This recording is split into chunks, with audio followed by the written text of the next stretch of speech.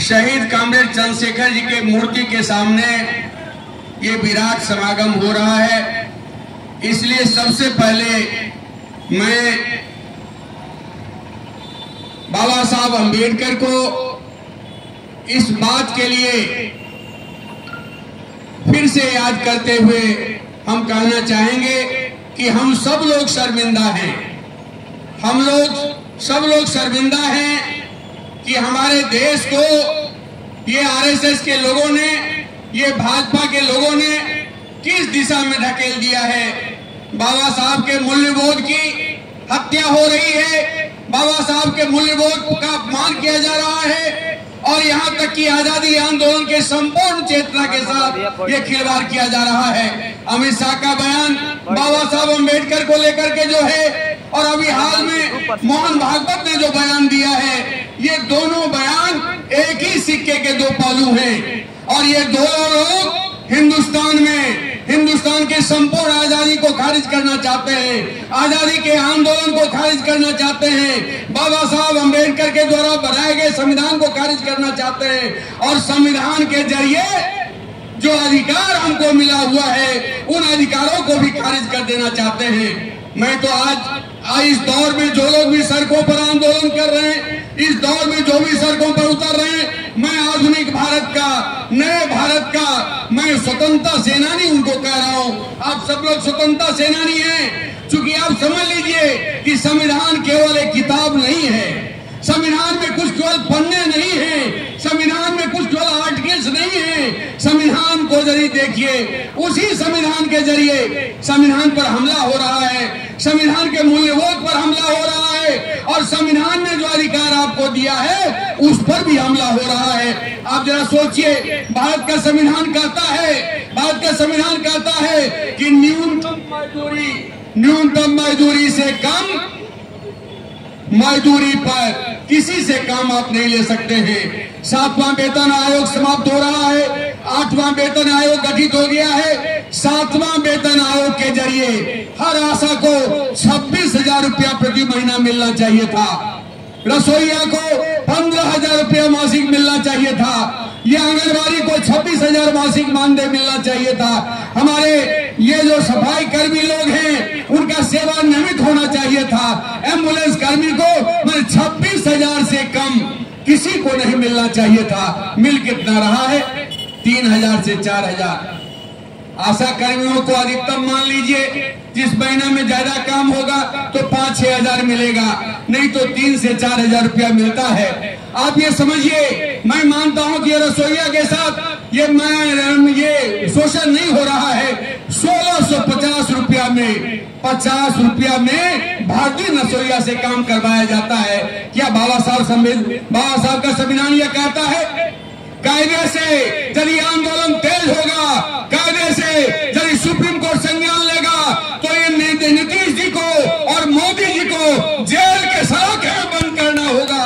तुमने देश के संविधान का अपमान किया है, तुमने मजदूरी का अपमान किया है। मैं आप लोगों के बीच में केवल एक बात कहने के लिए आया हूं कि आप समझ लीजिए, संविधान और रोजी रोटी, शिक्षा, स्वास्थ्य दोनों मिला हुआ चीज है। संविधान नहीं बचेगा तो आपकी मजदूरी नहीं बचेगी, संविधान नहीं बचेगा तो आपकी नौकरी नहीं बचेगी, संविधान नहीं बचेगा तो गरीबों के, किसानों के बच्चे के पढ़ने का अधिकार नहीं बचेगा, संविधान नहीं बचेगा तो ये जो अस्पतालों में आपका इलाज चल रहा है वो नहीं होगा। सब कुछ को बेचने का खेल चल रहा है, सब कुछ को बेचने का खेल चल रहा है। आसमान को बेच दिया गया है, जमीन को बेच दिया गया है, सड़क को बेच दिया गया है, ये जंगल को बेच दिया गया है, नदी और समुद्र को बेच दिया गया है। और इस देश पर 2 ही लोगों का राज कायम करने की कोशिश है, अंबानी अडानी का राज। हमारे यहाँ ये जो एलटी का लेवल, ये जो बड़ा अधिकारी लोग हैं, वो कॉर्पोरेट कंपनी के लोग हैं, वो कहते हैं कि 9 घंटा प्रतिदिन काम करना चाहिए था। याद करिए, पूरी दुनिया में लाल झंडा के नेतृत्व में एक बड़ा आंदोलन हुआ और बड़े आंदोलन के बाद कई मजदूर मारे गए, तब जाकर के दुनिया के स्तर पर एक कानून बना कि 8 घंटा से ज्यादा काम कोई नहीं ले सकता है। 8 घंटा काम, 8 घंटा आराम और 8 घंटा मनोरंजन। ये दुनिया का कानून बना हुआ है, इंटरनेशनल लेबर ऑर्गेनाइजेशन का कानून बना हुआ है। उस कानून के खिलाफ हमारे देश का पूंजीपति बोल रहा है, मोदी चुप बैठे हुए हैं। मोदी तो अंबानी अडानी के हाथ का खिलौना बन गए हैं। ये जो मजदूरी पर हमला है, मजदूरी का महाघोटाला हो रहा है। आपकी मजदूरी काट करके, मनरेगा मजदूरों की मजदूरी काट करके, ठेका नियोजन मानदेय पर काम करने वाले लोगों की मजदूरी काट करके, सफाई कर्मियों की मजदूरी काट करके अंबानी अडानी का तिजोरी भरा जा रहा है।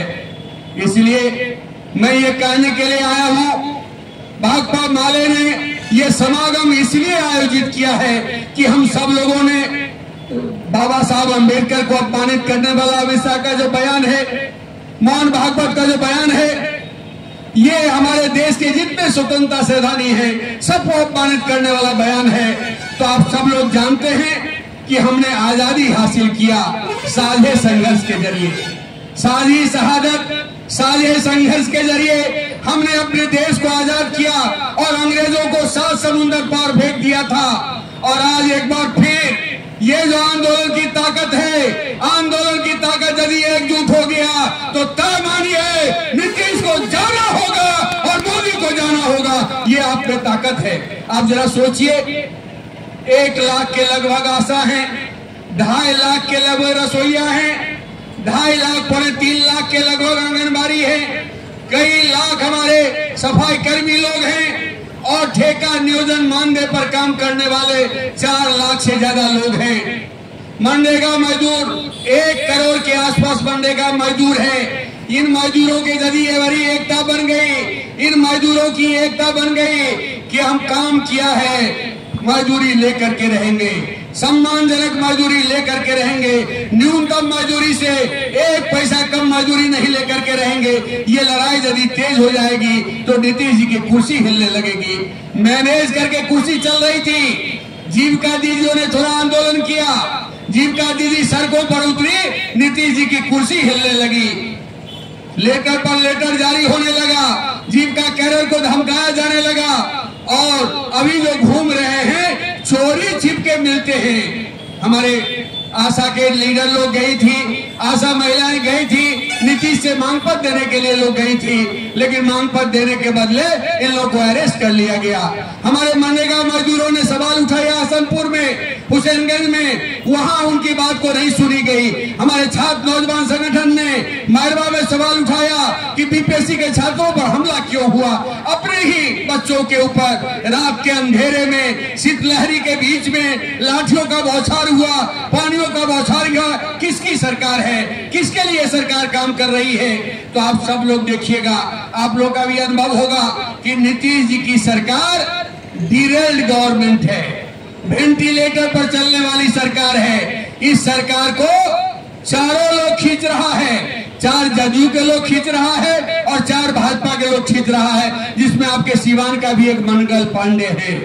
तो वेंटिलेटर वाली सरकार को 4 जदयू 4 भाजपा के लोग खींच रहा है और इसीलिए नीतीश कुमार अब पटा जा रहे हैं। नीतीश कुमार कभी महिला को लेकर के कुछ बोलना शुरू कर देते हैं, कभी लड़की ड्रेसें नहीं पहनती थी, नीतीश के आने से पहले लड़कियां कपड़ा ही नहीं पहनती थी। ऐसा बयान हमारे बिहार का मुख्यमंत्री ने बेगूसराय में दिया है। आप वीडियो देख सकते हैं, आप मोबाइल में इस बात को देख सकते हैं। तो ये भाजपा की जो नीतीश सरकार है वो बिहार पर बोझ बन गया है और इस बोझ को उतार फेंकने के लिए हम सब लोगों को एक होना पड़ेगा।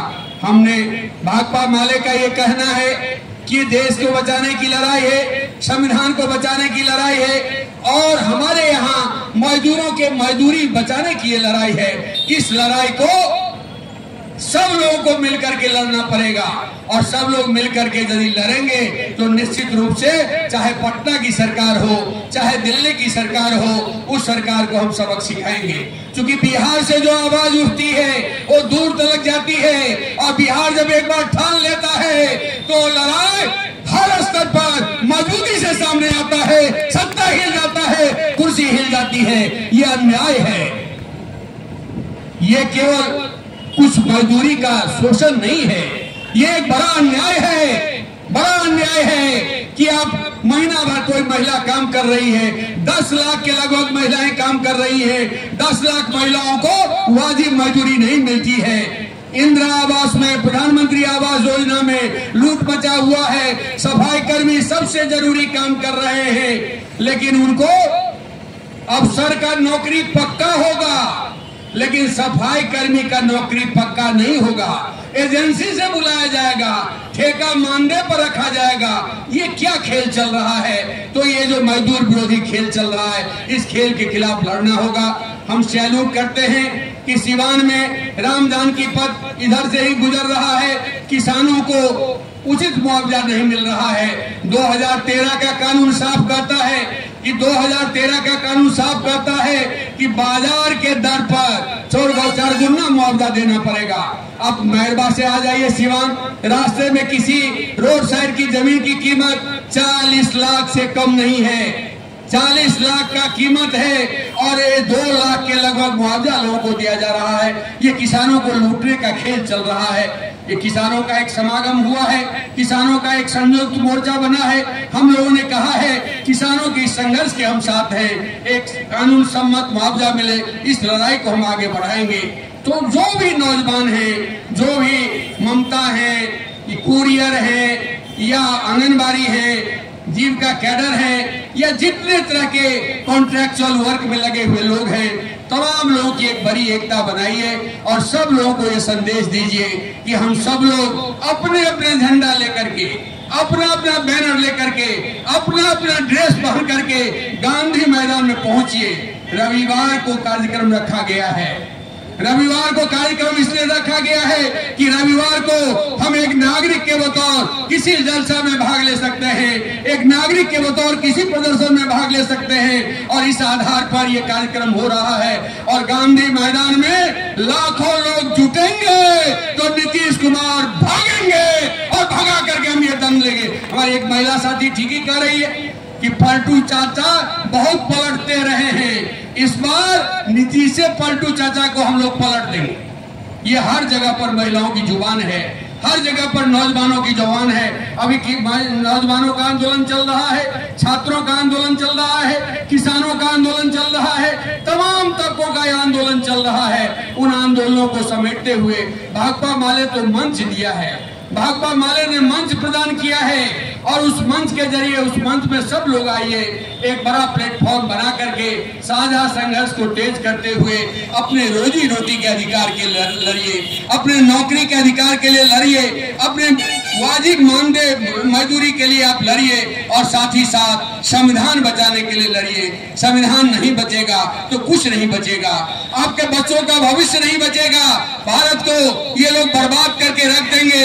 अरे एक बर्बादे गुलिस्ता करने को एक ही उल्लू काफी है, हर साथ पे उल्लू बैठा है, अंजामे गुलिस्ता किया होगा। यही भाजपाइयों की टीम है, यही आरएसएस की टीम है और इस भाजपा आरएसएस की टीम ने हाईजैक कर लिया है नीतीश कुमार को, मेंटली भी डिरेल कर दिया है और इसलिए इस पूरे गठबंधन को हम लोगों को उखाड़ फेंकना है। कल राहुल गांधी आए थे गांधी मैदान, कल राहुल गांधी पटना आए थे, तेजस्वी से मिले हैं। राहुल गांधी ने भी इस बात को कहा है कि इंडिया अलायंस मिल करके बिहार में मजबूती से हम लड़ेंगे और बिहार से भाजपा को लोकसभा में हमने खदेड़ने की कोशिश की। बाबा साहब अम्बेडकर को आश्वस्त करना चाहेंगे कि पिछली बार खदेड़ते हुए लोग बच गए, 300 से 240 पर आ गए। एक बड़ी जीत हुई, पूरे देश के दलितों, गरीबों, आदिवासियों, मजदूरों, किसानों ने एक बड़ा जनादेश दिया, लेकिन मैनेज करके मोदी जी की सरकार बच गई। ताकत घट गई लेकिन बच गई। लेकिन हम आपके सामने संकल्प लेते हैं कि अब राज्यों के चुनाव हो या आगामी लोकसभा का चुनाव होगा, मोदी को जाना होगा, भाजपा आरएसएस को जाना होगा। हम देश की बर्बादी को और नहीं देख सकते हैं, हम महिलाओं के अधिकारहीनता को और नहीं देख सकते हैं, आधुनिक हिंदुस्तान के सपने को बर्बाद होते हुए हम नहीं देख सकते हैं। हम अपने बच्चे को पढ़ा लिखा करके आगे बढ़ाना चाहते हैं। हम तो चाहते थे कि हमारा देश अमेरिका की तरह आगे बढ़े, हम तो चाहते थे हमारा देश यूरोप की तरह आगे बढ़े, हम तो चाहते थे हमारा देश चीन का सामना कर सके, चीन के मुकाबला कर सके। लेकिन आज आपके देश में मुकाबला किस बात पर हो रही है? डुबकी लगाने पर हो रही है। हमारे देश का मुकाबला दिया कंप्यूटर का विकास कैसे होगा, खेती का विकास कैसे होगा, उद्योग का विकास कैसे होगा, शिक्षा का विकास कैसे होगा, यहाँ के लोगों का जीवन स्तर कैसे बढ़ेगा, यहाँ के लोगों की मजदूरी कैसे बढ़ेगी, इन सारे प्रश्नों पर कोई बात नहीं हो रही है। इसलिए ये हम सब लोगों के सामने ये बड़ा प्रश्न है कि जो लोग यहाँ आए हैं, हम तमाम लोगों से अपील करेंगे कि आप अपने अपने तबके के बीच में, रसोईया बहनों के बीच में संदेश दीजिए, आशा बहनों के बीच में संदेश दीजिए, आंगनबाड़ी बहनों के बीच में संदेश दीजिए, जीविका कैडर के बीच में संदेश दीजिए, सफाई कर्मियों के बीच में संदेश दीजिए, ये जो प्रेरक संघ है आप उनके बीच में संदेश दीजिए। ठेका, नियोजन, मानधन और ये प्रोत्साहन पर काम करने वाले जितने लोग हैं, सब लोग एक होइए, एक मंच पर आइए। हम सब लोग, हमारे सदैव जी ने कहा है कि इस बार का जो बजट सत्र होगा, इस बार का बजट सत्र फरवरी में शुरू होगा।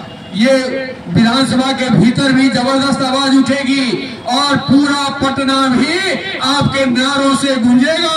मजदूरी घोटाला नहीं चलने देंगे, सबको मजदूरी देना पड़ेगा, सबके कामों को नियमित करना होगा। ये लड़ाई बड़े स्तर पर चलेगी। हम सब लोग इस आंदोलन के सिपाही हैं। हम सब लोगों को दिन रात मेहनत करके इस काम को आगे बढ़ाना होगा। इन्हीं बातों के साथ मैं अपनी बात समाप्त करता हूँ। इनकलाब जिंदाबाद। एक बात